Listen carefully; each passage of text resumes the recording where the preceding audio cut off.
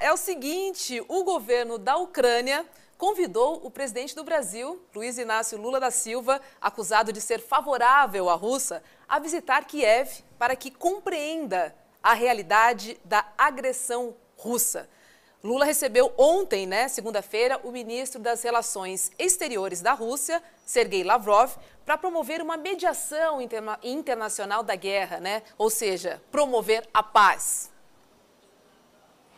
Exatamente, e foi uma visita bastante interessante, bastante complicada ao mesmo tempo, porque Lavrov é um diplomata muito experimentado, ele tem quase 20 anos à frente do Ministério das Relações Exteriores da Rússia, é muito popular no país dele, e chegou aqui e, claro, deu logo uma declaração que em russo dizia que o Brasil e a Rússia têm posições muito semelhantes na guerra.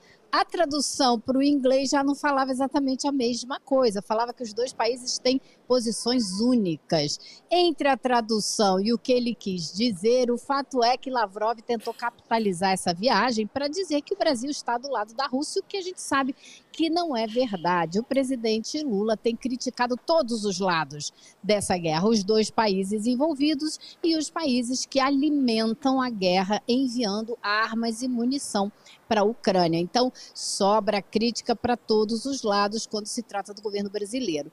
E ontem, o assessor do Conselho de Segurança Nacional dos Estados Unidos, John Kirby, fez críticas duríssimas à posição do governo brasileiro. Disse que o Brasil estava papagueando, copiando, simplesmente repetindo o que chamou de propaganda da Rússia e da China a respeito dessa guerra. Ou seja, já colocou Brasil e China como se estivessem do lado da Rússia nessa guerra, o que também não é verdade. Bom, o ministro das Relações Exteriores do Brasil, Mauro Vieira, depois dessas declarações que deu ao lado de Lavrov, acompanhou o ministro russo, que se reuniu também com o presidente Lula. E depois dessa reunião com o presidente Lula, ele repercutiu a fala do americano, disse que desconhecia essa fala, que não concorda com ela e que, durante a reunião de Lavrov com Lula, o que se conversou foi paz. Se falou de paz, não se falou de guerra, insistindo, claro, com a proposta do Brasil de tentar criar um grupo de países que seja capaz de negociar a paz nesse conflito e não continuar alimentando a guerra. Essa é a posição do governo brasileiro, que continua sendo a mesma depois das críticas dos Estados Unidos e depois do golpe de mestre, digamos assim. Críticas dos Estados Unidos e também da União Europeia, que se manifestou também ontem, certo, Cris? Olha, Roberta, todos aqui, Elô, o que a gente está vendo nesse jogo de palavras, desde que o Lula se tornou presidente e começou a falar sobre esse assunto, em primeiro lugar, a postura soberana de um governo eleito, o governo brasileiro, que se relaciona, que é da tradição diplomática do Brasil, desde que o Itamaraty foi criado, é da tradição se relacionar com vários países, com alguns momentos de alinhamento, claro, aos Estados Unidos, ao longo da sua história, mas em outros momentos, nos momentos em que o Brasil pôde exercer a sua soberania, sempre procurou ser um interlocutor confiável para o mundo e não apenas para um lado ou outro do mundo. O Lula acerta desde o momento quando propõe a paz, quando propõe a discussão da paz e não da guerra.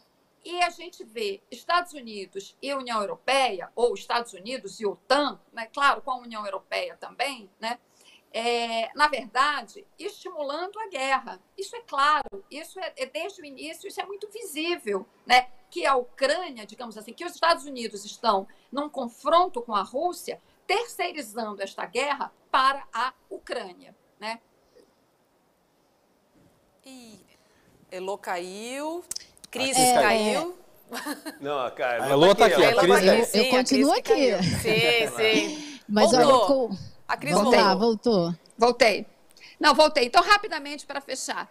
E a questão de fundo, só para resumir, para não ficar uma argumentação muito longa, a questão de fundo os Estados Unidos, né, não admitem contestação à sua hegemonia, né?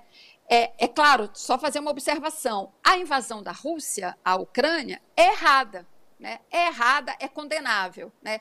Agora, dado o jogo de xadrez que está montado hoje, né, a direção certa é apontada por Lula, é a tentativa de construir a paz. Só que os Estados Unidos não aceitam nenhum tipo de contestação à sua hegemonia. E aí, quando a China entra, né, e a visita do Lula à China ressaltou muito isso, né, destacou muito esse papel da China. Quando a China entra, a coisa fica ainda muito mais complicada, né? Porque a China é o poder ascendente que, em algum momento, vários historiadores dizem isso, superará, né, ou enfrentará a hegemonia dos Estados Unidos, né? Não é a Rússia, é a China. Agora, um processo desse não acontece em alguns anos, leva décadas para um país perder a sua hegemonia.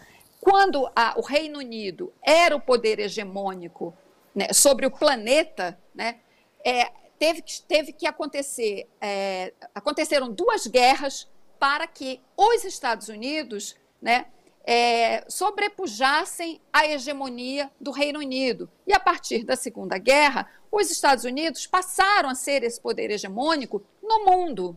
Né, no mundo, inclusive travando guerras, né, completamente sem sentido em várias partes do mundo, mas guerras que atendiam a seus interesses geopolíticos, estratégicos, né, de dominação de recursos naturais e tudo mais.